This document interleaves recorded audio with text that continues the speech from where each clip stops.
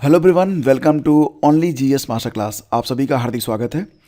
राष्ट्रीय खेल पुरस्कारों की घोषणा हाल ही में की गई है और 2024 जनवरी में ये पुरस्कार राष्ट्रपति द्रौपदी मुर्मू के द्वारा राष्ट्रपति भवन में वितरित किए जाएंगे। तो ये एक बहुत ही इंपॉर्टेंट टॉपिक है जिससे आने वाले हर प्रतियोगी परीक्षाओं में एक या दो प्रश्न पूछे जाएंगे। तो पूरा वीडियो आप लोग ध्यान से देखिएगा। अगर कहीं पर आपके मन में कोई भी डाउट आता है तो नीचे कमेंट बॉक्स ओपन है, उसमें आप मुझे कमेंट कर सकते हैं, मैं उसका आंसर आपको ज़रूर दूंगा। और एक बात और भी कि वीडियो के अंत में मैं आपको बता दूंगा कि इस लेक्चर की पूरी पीडीएफ आप कैसे प्राप्त कर सकते हैं बिल्कुल मुफ्त में। चलिए शुरू करते हैं।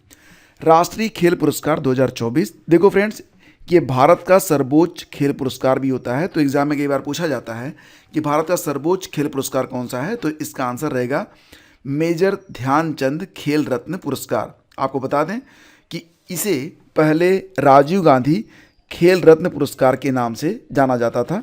2021 में इसका नाम बदल गया और 2021 से राजीव गांधी खेल रत्न पुरस्कारों का नाम बदल कर दिया गया है मेजर ध्यानचंद खेल रत्न पुरस्कार। तो ध्यान दीजिएगा कि एग्ज़ाम में ये भी प्रश्न आ सकता है कि राजीव गांधी खेल रत्न पुरस्कार का नाम बदलकर मेजर ध्यानचंद खेल रत्न पुरस्कार कब किया गया, तो 2021 में। मेजर ध्यानचंद खेल रत्न पुरस्कार, जिसको पहले राजीव गांधी खेल रत्न पुरस्कार कहते थे, इसकी शुरुआत हुई 1991 में और पहली बार मेजर ध्यानचंद खेल रत्न पुरस्कार इसे राजीव गांधी खेल रत्न पुरस्कार के नाम से दिया गया था 1991-92 में विश्वनाथन आनंद को। ये एक जाने माने हमारे जो है शतरंज चैंपियन हैं, आप जानते ही होंगे, ग्रैंड मास्टर भी हैं।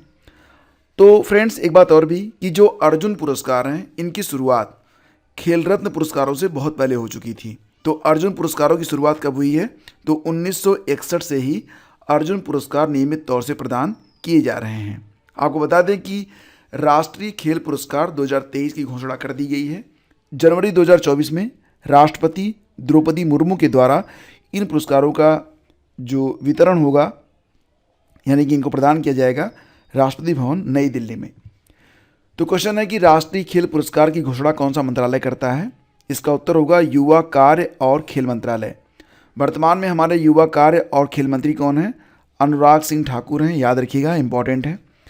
फिर आगे बढ़ते हैं, राष्ट्रीय खेल पुरस्कारों को कौन प्रदान करता है। तो दोस्तों याद रखिएगा कि राष्ट्रीय खेल पुरस्कार ये घोषित करता है कौन, इसे घोषित करता है युवा कार्य और खेल मंत्रालय, लेकिन इसे प्रदान करते हैं हमारे राष्ट्रपति, जो कि वर्तमान में कौन है, राष्ट्रपति द्रौपदी मुर्मू जी हैं। अगला क्वेश्चन होगा, राष्ट्रीय खेल पुरस्कार 2023 कब प्रदान किए जाएंगे। बहुत ही अच्छा प्रश्न है ये। तो 9 जनवरी 2024 को 9 जनवरी 2024 को राष्ट्रपति द्रौपदी मुर्मू के द्वारा राष्ट्रपति भवन में राष्ट्रीय खेल पुरस्कार 2023 का वितरण किया जाएगा, प्रदान किए जाएंगे। अगला क्वेश्चन है, मेजर ध्यानचंद खेल रत्न अवार्ड 2023 किसे प्रदान किया गया है। तो ये क्वेश्चन आपका जो है मोस्ट इम्पॉर्टेंट है, इसको आप लोग बिल्कुल रट लीजिएगा।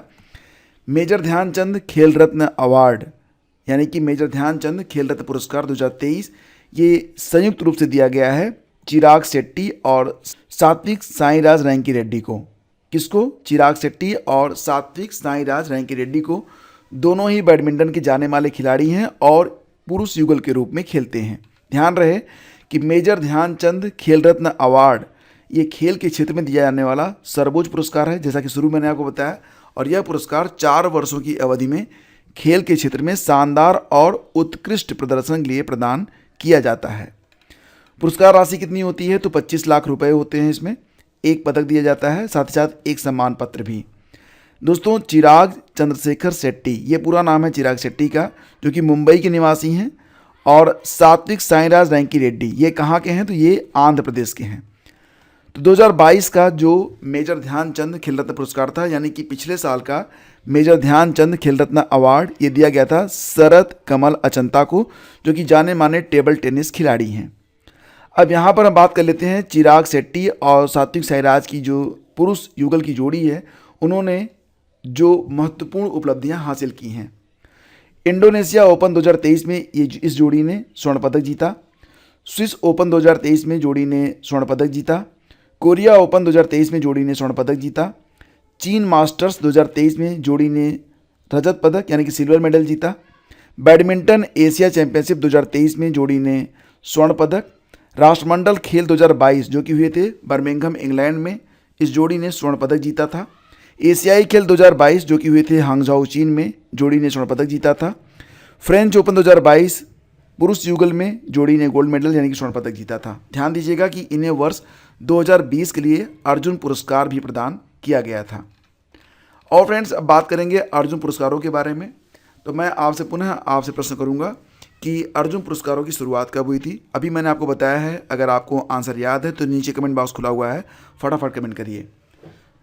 तो यहाँ पर देखिए कुल कितने खिलाड़ियों को अर्जुन पुरस्कार 2023 से सम्मानित किया जाएगा। तो कुल 26 खिलाड़ी हैं जिनको अर्जुन पुरस्कार 2023 के अंतर्गत सम्मानित किया जाएगा। यह पुरस्कार 4 वर्षों की अवधि में खेल के क्षेत्र में अच्छा प्रदर्शन और उत्कृष्ट व्यवहार करने के लिए प्रदान किया जाता है। पुरस्कार राशि होती है 15 लाख रुपए। अर्जुन की एक कांस्य की प्रतिमा और एक सम्मान पत्र इसमें दिया जाता है। तो अर्जुन पुरस्कार प्राप्त करने वाले जो 26 खिलाड़ियों के नाम हैं आपके सामने हैं। इसमें ओजस प्रवीण देवताले तीरंदाजी, अदिति गोपीचंद स्वामी तीरंदाजी, Shri Shankar athletics, Parul Chaudhary athletics, Mohammad Hussamuddin boxer, R Vaishali शतरंज, मोहम्मद सामी क्रिकेट के लिए, अनुष अग्रवाल घुड़सवारी के लिए, दिव्यकृति सिंह घुड़सवारी dressage, Diksha Dagar golf, Krishna Bahadur Pathak hockey, Sushila Chanu hockey, Pawan Kumar kabaddi, Ritu Negi kabaddi, Nasreen kho kho, Pinky lawn balls, Aishwary Pratap Singh Tomar shooting, Esha Singh shooting, Harinder Pal Singh squash, Ayhika Mukherjee table tennis, Sunil Kumar wrestling, Antim Panghal नाम है इनका पूरा नाम, wrestling, Antim Panghal wrestling, Roshibina Devi wushu, Sheetal Devi para archery, Ajay Kumar blind cricket और प्राची यादव को पैरा कैनोइंग के लिए यह पुरस्कार प्रदान किया जाएगा। ठीक है, इसके बाद आगे बढ़ते हैं फ्रेंड्स। आपको बता दें कि इसी श्रेणी में द्रोणाचार्य अवार्ड 2023 के अंतर्गत खेल प्रशिक्षक नियमित श्रेणी के अंतर्गत कुल 5 कोच हैं जिनको ये अवार्ड यानी कि द्रोणाचार्य अवार्ड प्रदान किया जाएगा। नियमित श्रेणी में ये नाम है ललित कुमार कुश्ती के लिए, आर.बी. रमेश शतरंज के लिए, महावीर प्रसाद सैनी पैरा एथलेटिक्स के लिए, शिवेंद्र सिंह हॉकी के लिए और गणेश प्रभाकर देवरुखकर ये मलखम्ब के लिए हैं। द्रोणाचार्य पुरस्कार लाइफ टाइम श्रेणी के अंतर्गत कुल 3 पुरस्कार दिए जाएंगे। इनके नाम हैं जसकीरत सिंह रेवाल गोल्फ के लिए, भास्करन ई कबड्डी के लिए, जयंत कुमार पुसीलाल टेबल टेनिस के लिए। और ध्यान दीजिएगा कि लाइफ टाइम अचीवमेंट अवार्ड 2023 के अंतर्गत 3 नाम हैं, कविता सेल्वराज कबड्डी के लिए, मंजूषा कंवर बैडमिंटन और विनीत कुमार शर्मा हॉकी के लिए। तो दोस्तों ये वो कुछ बहुत ही इंपॉर्टेंट नाम हैं जो कि आपको बिल्कुल याद रहने चाहिए। आपको बताना चाहेंगे कि मौलाना अबुल कलाम आज़ाद ट्रॉफी 2023 के अंतर्गत जो 3 विश्वविद्यालय चुने गए हैं उसमें पहला नाम है गुरु नानक देव विश्वविद्यालय अमृतसर समग्र विजेता विश्वविद्यालय के रूप में, लवली प्रोफेशनल यूनिवर्सिटी पंजाब प्रथम रनरअप और यानी कि कुरुक्षेत्र विश्वविद्यालय को दूसरे रनरअप का जो अवार्ड है वो प्रदान किया गया है मौलाना अबुल कलाम आज़ाद ट्रॉफी के अंतर्गत। तो दोस्तों इस चैनल को अगर आपने अभी तक सब्सक्राइब नहीं किया है तो प्लीज़ इसे सब्सक्राइब कर लीजिए और इस वीडियो को प्लीज़ लाइक, और जिस भी स्टडी ग्रुप से आप जुड़े हुए हैं जैसे कि व्हाट्सएप स्टेटस या फिर आप इसे टेलीग्राम चैनल, फेसबुक या जहाँ पर भी आप पढ़ते हैं, प्लीज़ इसे शेयर कर दीजिएगा। स्टडी विद ज्ञान प्रकाश यूट्यूब चैनल और हमारा जो टेलीग्राम चैनल है, अगर आपने अभी तक सब्सक्राइब नहीं किया है तो प्लीज़ सब्सक्राइब करके इससे जुड़ जाएं। और देखो ये जो PDF है इसके लिए आपको जाना पड़ेगा studyvidgyanprakash.com पर, वहाँ पर आपको ये पूरा लेक्चर मिल जाएगा और इस PDF को डाउनलोड करने का डायरेक्ट लिंक भी। तो thank you so much, please do like and share.